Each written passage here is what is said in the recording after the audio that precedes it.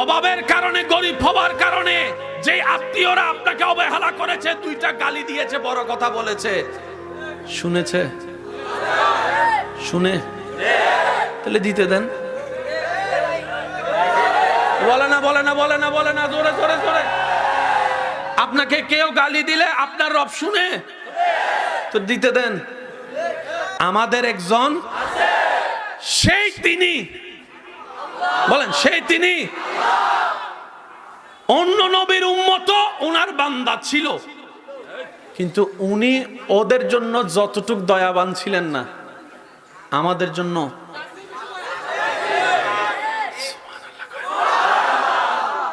এবার ফেরেশতা জিজ্ঞেস করে, আল্লাহ, আচ্ছা আমি ছোট্ট করে কইলে আপনারা বুঝতে পারবেন।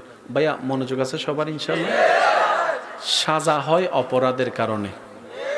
অপরাধ মানি গুনাহ, অপরাধ মানি। আচ্ছা